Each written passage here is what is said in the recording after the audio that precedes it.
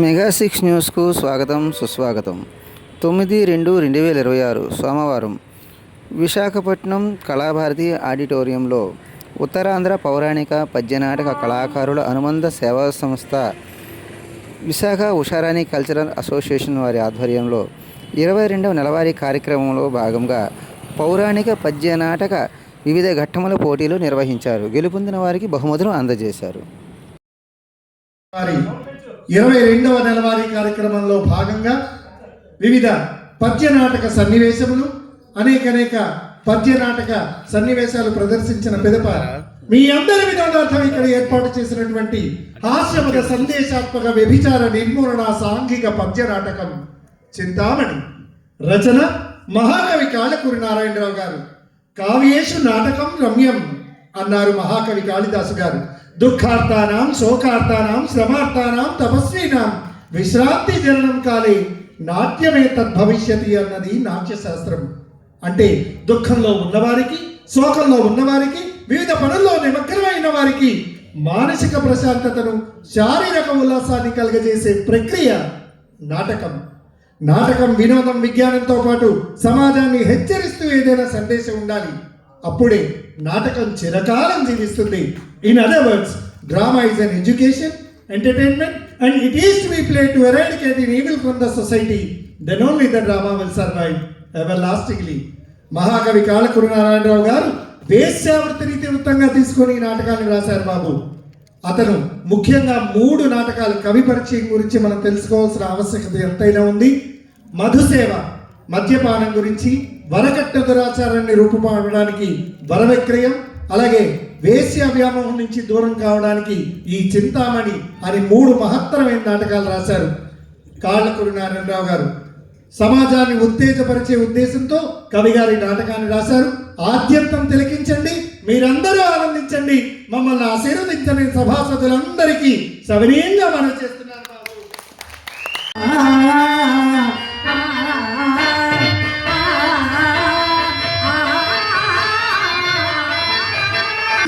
చర్చిస్తున్నవి లేకపోతే నీ అందానికి, నాట్యానికి, మధురమైన నీ గానానికి కోటేశ్వరుల మన గొప్ప చుట్టూ తిరగకపోదురా, కోట్లు గుమ్మరించకపోదురా. ఎలాగమ్మా? చూడమ్మా, డబ్బులు ఉన్నంతసేపు బొచ్చు కుక్క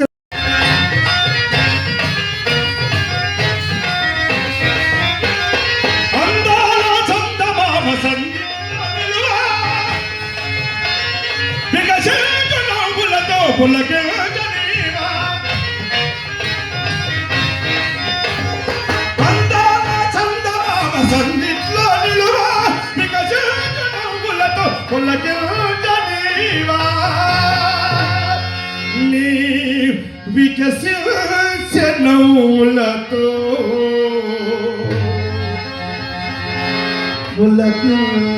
పులకించనీవా.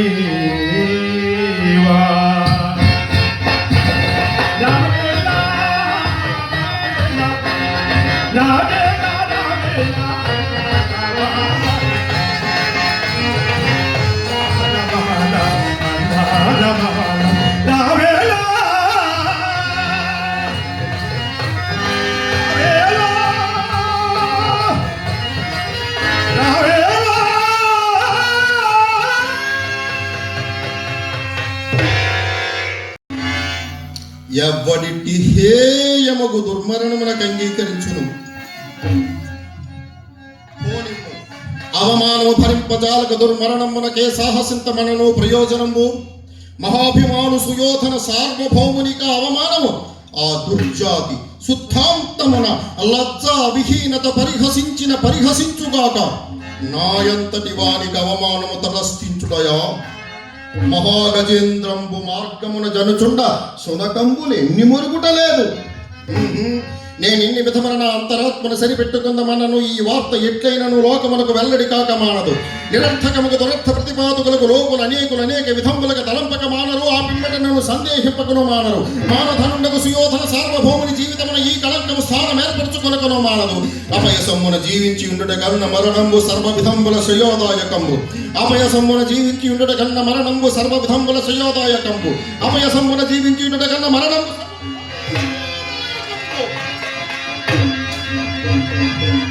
పోనిమ్ము ప్రాణ పరిత్యాగానంతరమునందైనను ఈసడి తప్పున మానిని పరిహాస పాత్రుండకు మానవపతి జీవిత చరిత్రమని రేపొద్దున నా జీవితము నాటక రూపమును ప్రదర్శింపబడదా కావున మరణంబు సర్వవిధంబుల గర్హితంబు.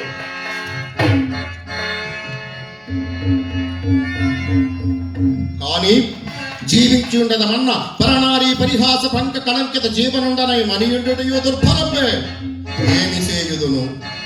ఏమి సేయుదును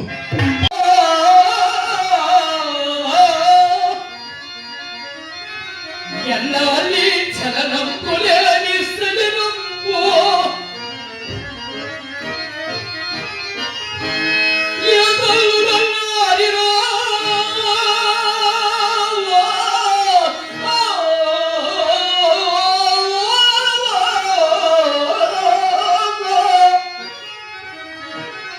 ఎదలునన్నారి Alladi అల్లారిరో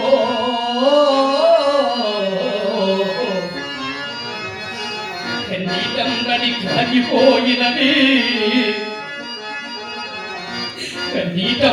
కాగిపోయినవి నికంబెములు పాషాణములో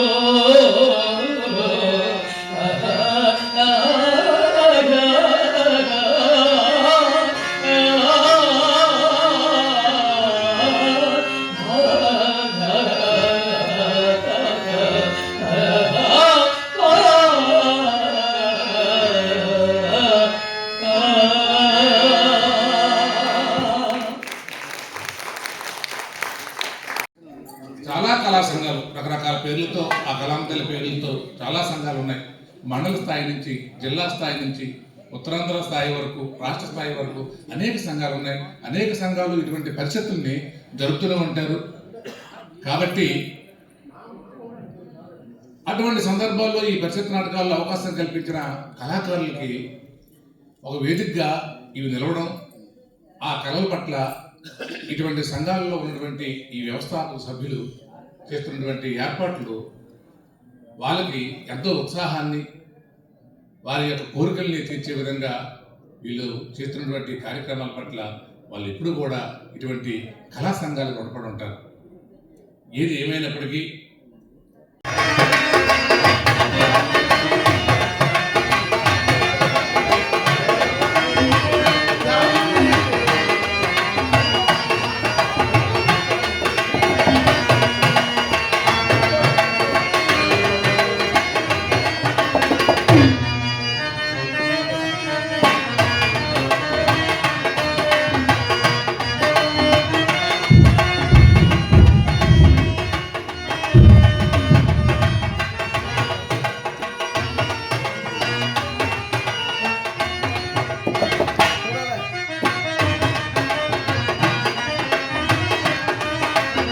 thank you sir, thank you. ఈరోజు సంస్థ ప్రతి సంవత్సరం కూడా కళాకారులను ప్రోత్సహిస్తూ కళాకారుల ఆనందానికి దోహదపడుతున్నటువంటి సంస్థ ఉషారాణి కల్చరల్ అసోసియేషన్. మరి అటువంటి వాళ్ళు అందరినీ చక్కగా ప్రోత్సహిస్తూ ఎన్నో కార్యక్రమాలని చేపడుతున్నారు. అయితే కళాకారులు అందరూ కూడా ఒక విషయాన్ని గుర్తుంచుకోవాలి. ఏంటంటే పోటీ నాటకాలు అనుకుంటున్నారు అందరూ కూడా. పోటీ కాదు, ప్రోత్సాహక నాటకాలు అని మనస్సులో మనం అనుకుంటే విభేదాలు ఇస్తుంది. అలాగే ప్రోత్సహించేవారిని కూడా మేము ప్రోత్సహిస్తాం. దయచేసి మీకు ఎటువంటి అవసరం ఉన్నా, ఎటువంటి ఇది ఉన్నా ప్రతిసారి చెప్పే మాట మేము సహకరిస్తామని సభాముఖంగా తెలియజేస్తూ సెలవు చేసుకుంటాం. Thank you sir. Association Maruthi Prasad garu ఈ కార్యక్రమం చేస్తామని చెప్పి మన కురిటి సత్యనారాయణ గారు, మరి మారుతి ప్రసాద్ గారు ముందు నాకు ఫోన్ చేసి అడిగారు, నాన్నగారు కార్యక్రమం చేద్దామని. తప్పకుండా నా సహకారం ఉంటుంది, వస్తాను అని చెప్పాను నేను.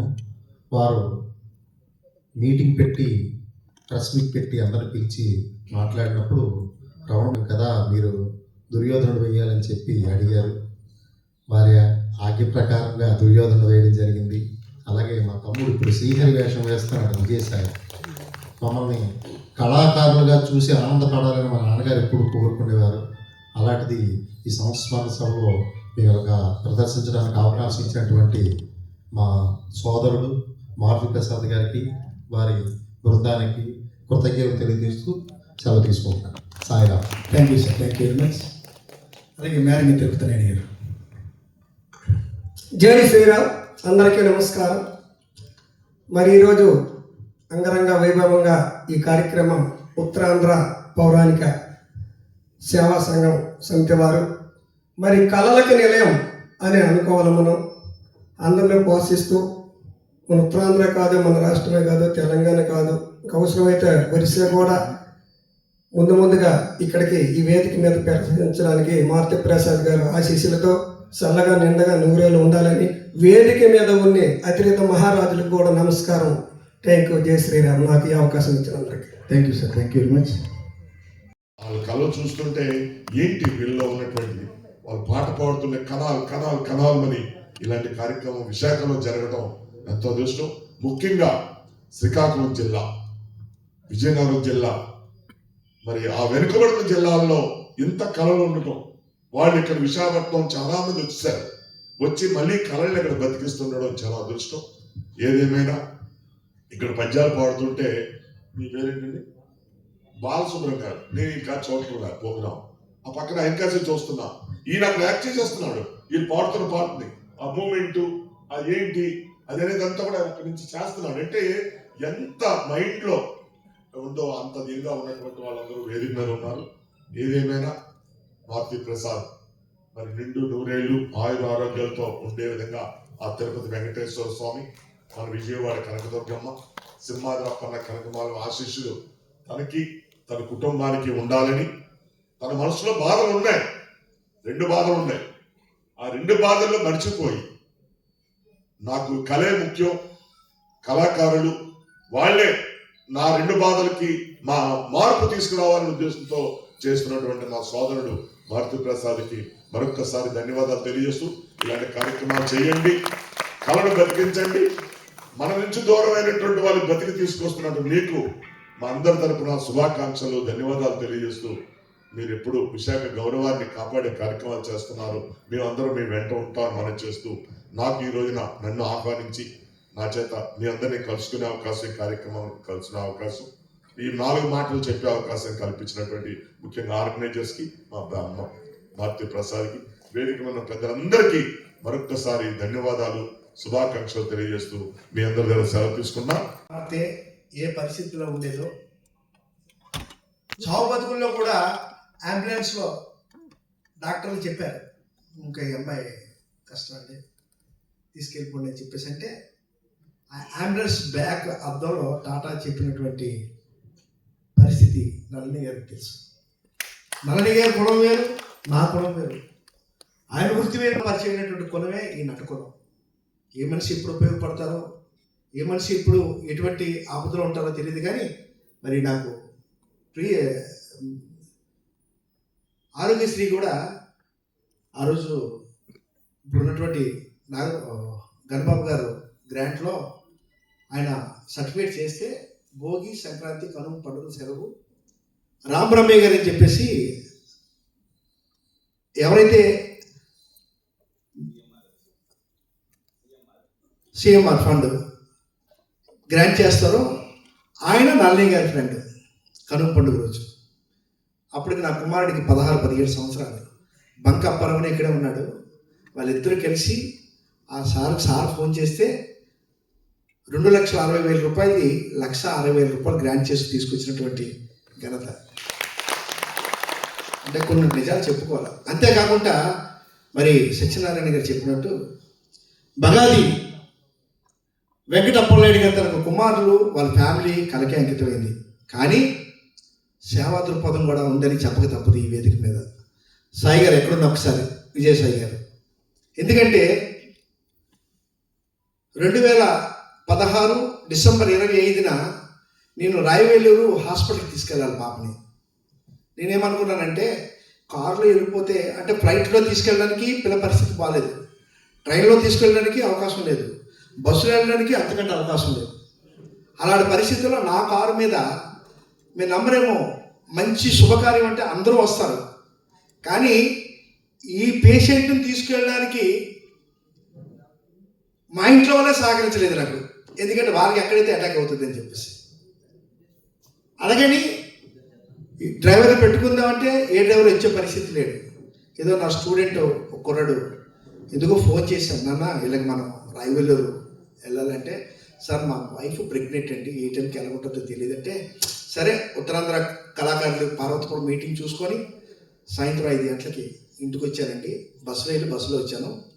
ఎలాగుంటే అలాగుంది, కారు నేనే డ్రైవ్ చేస్తానని చెప్పేసి నేను డ్రైవ్ చేస్తూ మధురవాడ నుంచి హనుమంతకు వచ్చాను. ఇది నగ్న సత్యం అండి, ఇందులో ఏమాత్రం కూడా ఒక పొల్లు అబద్ధం ఉండదు, అవసరం లేదు కూడా నాకు. ఇది ఒక రౌండ్ గారు మీరు వినాలనే నాకు కోరిక. హనుమంత్ దగ్గరకు వచ్చిన తర్వాత నా స్టూడెంట్ బాలకృష్ణ అని చెప్పేసి నాకు ఫోన్ చేశాడు, గురుగారు మీరు ఎక్కడున్నారు, నేను వస్తున్నానండి. మంచి డ్రైవర్. అయితే నన్ను హనుమంతకు దాటానంటే అది అప్పు గారి ఇల్లు. వెంటనే వెసుకతోటి వచ్చాడు, స్పాట్లో నేను వెళ్ళాను, జత బట్టలు పట్టుకుని వచ్చాడు. నేను అన్నవరం రాజమండ్రి వరకు నేను డ్రైవ్ చేశాను. ఆ తర్వాత గురుగారు మీరు కూర్చోండి అన్నాడు. మరుసటి రోజు మధ్యాహ్నం మేము రాయవెల్లూరు వెళ్ళడం జరిగింది. అప్పటికి ఏంటంటే ఏముంది, మెడికల్ టెస్ట్ చేస్తారు, ఫస్ట్ ఎయిడ్ చేసి మెడిసిన్స్ ఇచ్చేస్తారు, తీసుకొచ్చేస్తారని చెప్పేసి నేను అనుకున్నాను. కానీ అక్కడ రోజుకి 1000 మందికి బ్లడ్ టెస్ట్లు చేస్తారట. అందులో మేము వెళ్ళేటప్పటికి క్లోజ్ చేశారు. మళ్ళీ మరుసటి రోజు ఉదయం వరకు మేము ఉండవలసిన పరిస్థితి. కానీ ఒక ఇల్లు తీసుకొని ఆ ఇంట్లోనే వంట పెట్టుకొని బ్లడ్ టెస్ట్ మరుసటి తీసుకొచ్చిన తర్వాత విపరీతమైన ఫీవర్ వచ్చిన తర్వాత బ్లడ్ టెస్ట్ చేయరు. కానీ ఎందుకో ఫీవర్ తగ్గింది, బ్లడ్ టెస్ట్ చేశారు. 5 రోజులు ఈ టెస్టుల తర్వాత రిపోర్ట్లు వస్తాయి, మీరు 5 రోజులు ఇక్కడే ఉండాలని చెప్పేసి అన్నారు. నాకు తెలుగు రాదు, వాళ్ళకి అక్కడ తమిళ రాదు, నాకు తెలుగు రాదు, వాళ్ళకి తెలుగు రాదు, భాష ప్రాబ్లం. అయినప్పటికీ కూడా ఏదో 5 రోజులు. కానీ ఆ కుర్రాడు 2 రోజులు ఉండి, సార్ మా వైఫ్ బాగాలేదు, నేను వెళ్ళిపోతాను సార్ అంటే నేనే డబ్బులు ఇచ్చి పంపించానండి. ఎందుకంటే బయలుదేరేటప్పుడు అలాగే సార్ నేను తీసుకొచ్చేదని చెప్పేసి. ఎందుకో 30వ తారీఖున ఇక్కడికి వచ్చేస్తాము. 28వ తారీఖు నైటు మన సాయి గారికి నేను ఫోన్ చేశానండి. చేసి, సాయి గారు మీకు డ్రైవింగ్ వస్తే నేను రాయవల్లి నుంచి వస్తాను, మీరు రేణుగుంట వచ్చినట్టయితే కొద్దిగా నాకు సహకరిస్తారేమో అని దేవుడు ఇతరులో నాకు కల్పించారు. ఏదో అనేసాను, వినేసాను, వదిలేశాను. డిశ్చార్జ్ ఇచ్చేసారు 30వ తారీఖు మధ్యాహ్నం. వస్తూ రేణుగుంట దగ్గరలో ఉన్నాను. స్పెషల్ ట్రైన్లో జనరల్లో వచ్చానండి. ఈయన వస్తారని నాకు చెప్పలే. ఇది సత్యం. రేణుగుంట దిగి హైవేకి వస్తున్నారు. ప్రసాద్ గారు మీరు ఎక్కడున్నారండి అని అడిగారు. నేను దగ్గరలో ఉన్నాను, కాణిపాకం దాటాను, ఒక 60-70 కిలోమీటర్లు ఉందంటే నేను వచ్చాను సార్, హైవే మీద ఉన్నారన్నారు. నిజంగా మధ్యాహ్నం 3-4 అవుతుంది. భగవంతుడు ఇతని రూపంలో నాకు కనిపించి, సార్ నేను డ్రైవ్ చేస్తాను సార్ అంటే, సార్ అక్కడ వరకు నేను చేశాను కదా, ఇక్కడ భోజనం చేసిన తర్వాత చేద్దామంటే పాప ఏదో 2 మెతుకులు తిన్నది, ఈయన పట్టుకున్నారండి డ్రైవింగ్. మరుసటి రోజు మళ్ళీ 1 గంట వరకు ఆయనే డ్రైవ్ చేశారు నైట్ అంతా. ఆయనకి దిగిన తర్వాత ప్రహ్లాదపురంలో ఇంటికాడ దింపిన తర్వాత ఆయన చెప్తాడు, అయితే నేనైతే డ్రైవింగ్ చేశాను కానీ నా డ్రైవింగ్ కొత్త అని చెప్తున్నాడు. అప్పుడు ఆయనకి డ్రైవింగ్ కొత్తటండి, ఎక్కడ చిత్తూరు రేణుగుంట. అయితే దేవుడు ఆ రూపాన నాకు మంచి ఆ తల్లిదండ్రుల తలక పుణ్యం అనే నేను భావిస్తున్నాను సార్. Thank you sir. మరొకసారి మీకు థ్యాంక్ తెలియపరుచుకుంటాను సార్. అలాగే నా పితృ సమానమైనటువంటి కుట్టి సత్యనారాయణ గారిని మాట్లాడుతూ కూర్చున్నాండి. చాలా కాలాతీతమైంది. అందరూ ఈ ప్రైజ్ డిస్ట్రిబ్యూషన్ కోసం ఎదురు చూస్తున్నారని తెలుసు. చాలామంది చాలా దూర ప్రాంతాలకు వెళ్ళాల్సిన పరిస్థితి కూడా ఉంది. ఈ సమయంలో నేను ఎక్కువసేపు మాట్లాడడం భావ్యం కాదు. అయినా కానీ ఈరోజు ఈ కార్యక్రమంకి మంచి అతిథిగా వచ్చేసిన నల్లయ్య గారికి కానీ, నాయుడు గారికి, అలాగే మా మిత్రులు మా డిప్యూటీ మేయర్ గారు సత్యనారాయణ గారికి, అందరికీ కూడా పేరు పేరున నా నమస్కారాలు తెలియజేస్తూ, నిజంగా ఈ కార్యక్రమం చేస్తున్నట్టు మా సోదరులు చెప్పినప్పుడు నేను చాలా మారుతి ప్రసాద్ గారు చెప్పినప్పుడు నేను చాలా ఆశ్చర్యపోయాను నిజంగా. ఎందుకంటే ఇది చాలా ధైర్యంతో కూడుకున్న సాహసం, మామూలు సాహసం కాదు. పద్య నాటక పోటీలు పెడుతూ ఉదయం నుంచి సాయంత్రం వరకు చేయాలంటే అది మామూలు వ్యక్తులకి సాధ్యమయ్యే పని కాదు.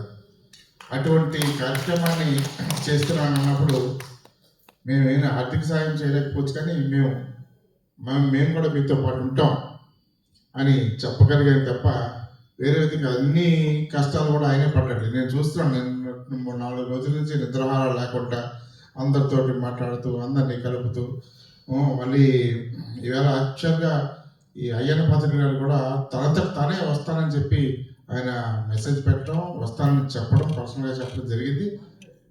కానీ ముఖ్యమంత్రి గారు సభ అర్జెంటుగా ఉండడం వల్ల ఆయన వెళ్ళాల్సి వచ్చింది. అందువల్ల రాకపోయారు తప్ప మామూలుగా అయితే ఆయన వస్తానని చెప్పి చొరవ చూపించారు.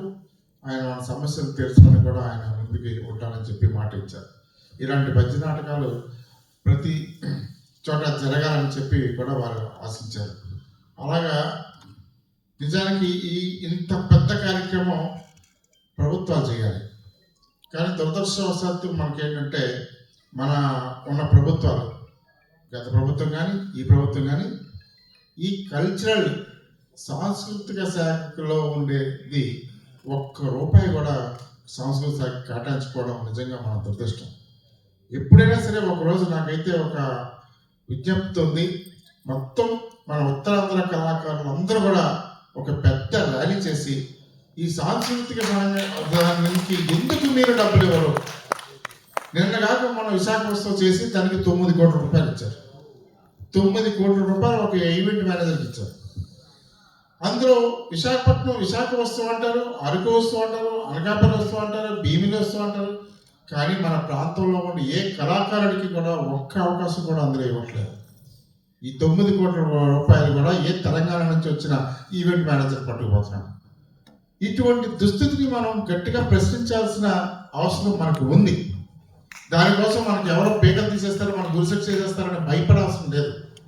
మేమంతా ముందుంటాం, మీరంతా రండి, ఒకరోజు పెడదాం. మొత్తం ఉత్తరాంధ్ర కళాకారులు అందరూ కూడా మనం గట్టిగా అడగకపోతే ఈ కళ, ఎందుకంటే కళలేని రాజ్యం హీనంగా ఉంటుంది, చాలా ఎంత హీనంగా ఉంటుందో మీకు తెలుసు. అందుకని ఆ రోజు శ్రీకృష్ణదేవరాయలు గారి ఈ కళా వైభవాన్ని ఇవాటికి కూడా మనం చెప్పుకుంటున్నామంటే కారణం ఏంటి? కళకి ఆయన ఇచ్చిన ప్రాముఖ్యత. మిగతా పరిపాలన గురించి ఎవరు మాట్లాడారు? ఇందాక సార్ చెప్పారు, మా మనసు హాయిగా ఉండాలని చెప్పి, కడుపు అన్నం తినడానికి కడుపు నిండుతుంది, మనసు నిండేది కళ అని చెప్పి. ఆ విధంగా మనం అందరం కూడా ఇవాళ చూసాం కదా, మనం ఆ దుర్యోధనుడి పాత్రని అద్భుతంగా ఏదో నవ్వుతో నభవిష్యత్తు అన్నట్టు మా విజయశాంత గారు చేస్తుంటే ఎంత ఆనందంగా అనిపించిందంటే, నా పక్కన నా పాడి కృష్ణప్రసాద్ గారు ఇన్ని డైలాగులు ఎలా గుర్తుపెట్టుకుంటారని నేను అడుగుతున్నాను. పక్కన డైలాగ్ కాదు, కావాలి మొత్తం హావభావాలు కానీ ఏం కానీ అది పెద్ద కళ. ఆ కళ రావడానికి అదృష్టం ఉండాలి. ఆ బగాది ఎక్కడ అప్పలనాయుడు గారి దగ్గర నుంచి వచ్చింది అది ఆయన్ని స్మరించుకుంటూ ఇవాళ మనం ఈ కార్యక్రమాన్ని చేస్తున్నాం కనుక మళ్ళీ వారిలో చూసుకోవడం జరిగింది అని చెప్పారు. అలాగే ఈ శ్రీగారి ఇక్కడ వాళ్ళ తమ్ముడు విజయశాంతి గారి తమ్ముడు విజయసాయి, ఈయన గురించి కూడా మంచి ఇందాక నాయుడు గారు చెప్పిన కామెంట్ నేను కూడా పక్కన కూర్చున్నాను. వెనక నుంచి మా మూర్తి గారని మిత్రులు ఆయన చెప్తున్నారు, ఏంటంటే బాబు శ్రీహరి పాత్ర ఏంటి అంత నిజంగా చింతామణి నాటకాన్ని ఎంత అద్భుతంగా వీళ్ళు ప్రదర్శిస్తారని అనుకోలేదు. ఆ చింతామణి పాత్ర చేసిన ఆమె కూడా ఎంత మంచి డ్యాన్సర్ అండి. ఆవిడ అమ్మా పద్మావతి గారు అంత అద్భుతంగా ఆమె డ్యాన్స్తో మొత్తం ఆకట్టుకుని మొత్తం అందరినీ కూడా అలాగా ఆపేశారు. అట్లాగే అబ్బాయి కూడా శ్రీహరి తానాడ నరసింహనాయుడు నరసింహనాయుడు గారు ఆయన కూడా ఎంత ఇది మొదటి ప్రదర్శన అనుకుంటారు. ఆయన మొదటి ప్రదర్శన అనుకుంటారు. చింతమణి నాటకం మొదటి ప్రదర్శన. ఇది చాలా అద్భుతంగా నిజంగా శుభశెట్టి ఈ వీళ్ళ నటనకే చింతామణికి 90% మార్కులు వచ్చాయి. అది అంత బాగా నిజంగా ఈవేళ ఈ నాటకాన్ని చూసిన వాళ్ళు నిజంగా అదృష్టవంతులు. ఎందుకంటే ఇది చూడకపోతే చాలా మంది మిస్ అయ్యేవాళ్ళం అంతా కూడా. ఇటువంటి ప్రదర్శనలు మనకి మళ్ళీ జరగాలి. దీనికి ఈ పౌరాణిక పద్య నాటకాలను చూసి ఇప్పుడు మనం చేయాల్సిన పని ఏంటంటే పద్య నాటకాలని ఆస్వాదించే ప్రేక్షకుల్ని మనం ఒకటి తయారు చేసుకోవాలి. ఇప్పుడు ఎందుకంటే ఇప్పుడు చూస్తున్న ఏజ్ గ్రూప్ అంతా కూడా ఆల్మోస్ట్ ఒకటే గ్రూప్, ఆయన తప్ప అబ్బాయి తప్ప. నెక్స్ట్ జనరేషన్ వచ్చేస్తారు, మళ్ళీ నెక్స్ట్ జనరేషన్ ఆమె డ్యాన్స్ కూడా లాస్ట్ అని అనకూడదు. మనం ప్రయత్నం చేద్దాం, మళ్ళీ కొత్తగా ఉన్న వాళ్ళకి నేర్పిద్దాం. నేర్చుకోవడానికి వచ్చిన వాళ్ళకి ఒక స్టైఫెండ్ లాంటిది కూడా అరేంజ్ చేద్దాం. అప్పుడు ఖచ్చితంగా నేర్చుకుంటారు కదా, దాని ప్రయత్నం చేద్దాం, వదిలేయద్దు. ప్రభుత్వం సహకరించినంత మాత్రాన ఈవేళ మారుతి ప్రసాద్ గారు ఈ కార్యక్రమం ఏర్పాటు చేశారా లేదా? అలా నేను ఒక 20 మంది స్టూడెంట్స్ కి క్లాస్ భరతనాట్యం, కూచిపూడి అన్ని శిక్షణ ఇస్తున్నాం సార్ ఇంటి దగ్గర. Very good. కూడా త్వరలో ఈ వేదికపై వాళ్ళ ప్రదర్శన మీ అందరి ముందు ప్రదర్శించాలని నా కోరిక. నాకు చిన్నప్పటి నుంచే భరతనాట్యం, కూచిపూడిలో ప్రవేశం ఉంది. ఆ శిక్షణ ప్రకారం నేను ఇంటి దగ్గర ఒక చిన్న స్కూల్, అంటే పేద విద్యార్థులు ఉంటారు కదా సార్, వాళ్ళని అంటే ఫీజులు తీసుకోకుండానే నేను వాళ్ళకి శిక్షణ ఇస్తూ నా అంటే ఖాళీగా ఉండే టైము నేను వాళ్ళతో గడుపుతున్నాను sir. Very good, very good. అందులో కొంతమందినైనా సరే మీరు నాటక రంగానికి, పద్య నాటక రంగానికి కొంతమందినైనా తీసుకురావాలి.